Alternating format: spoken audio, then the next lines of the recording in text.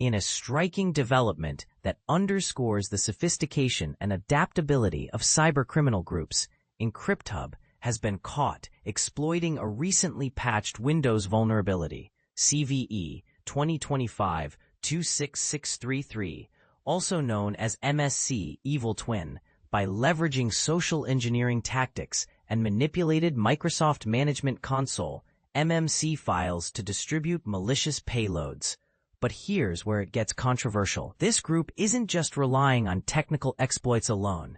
Their approach combines psychological tricks and fake platforms to deceive targets, making detection exponentially more challenging. The core flaw, an issue related to improper neutralization within the MMC, allows attackers to run malicious MSC files locally, bypassing usual security measures. Trustwave SpiderLabs reports that the cybercriminal operation linked to the actor known as EncryptHub, also identified by aliases such as Larva208 and WaterGammaUn, actively exploits this vulnerability to gain access, often blending social engineering with technical exploits. While the vulnerability technically no longer exists, thanks to prior patches, EncryptHub's campaign demonstrates how threat actors adapt by developing new tools to maximize the impact of existing flaws. According to Trustwave's analysis, one notable campaign involved fake IT messages sent through platforms like Microsoft Teams, aiming to trick users into granting remote access. Once inside, a PowerShell script called runner.ps1 is used to deploy two malicious MSC files that exploit the CVE 2025-26633 vulnerability, enabling the attacker to load their own malicious copy of mmc.exe from a specified language resource folder, such as ENUS.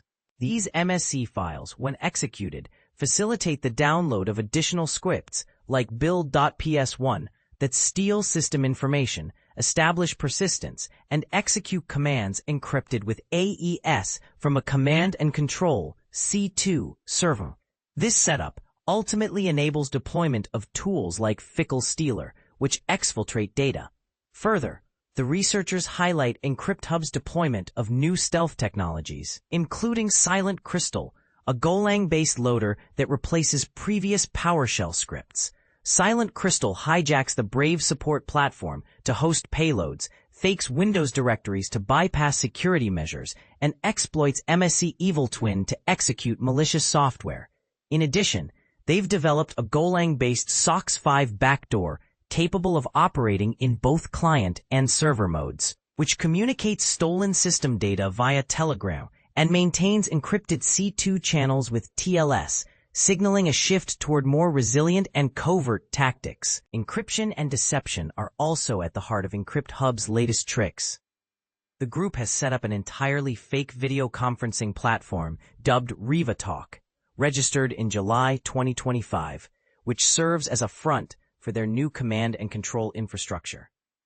Access to the malicious Windows installer requires a special code, reducing the chance of accidental detection. This installer exploits a semantic LM binary to inject a DLL that executes further PowerShell scripts, pulling down additional payloads.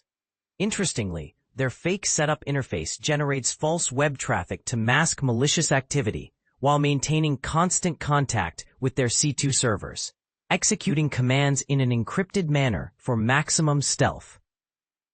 What makes EncryptHub particularly noteworthy and controversial is their resourcefulness and people-centric approach. They blend social engineering, abuse of trusted platforms, and the exploitation of hardware and software vulnerabilities to keep their operations persistent and hard to detect. Their creative use of fake communication sites, encrypted command channels, and evolving malware demonstrates that this is not your average cybercriminal group.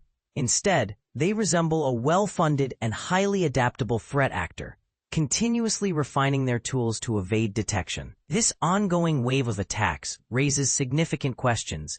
How much longer can traditional security defenses hold against such layered, clever tactics? Are organizations prepared to recognize and respond swiftly to these sophisticated intrusions? And perhaps most provocatively, Do these evolving strategies force us to rethink our entire approach to cybersecurity? Feel free to share your thoughts below. Do you agree that groups like EncryptHub are pushing the boundaries of cybercrime innovation? Or do current security measures have more bite than many realize?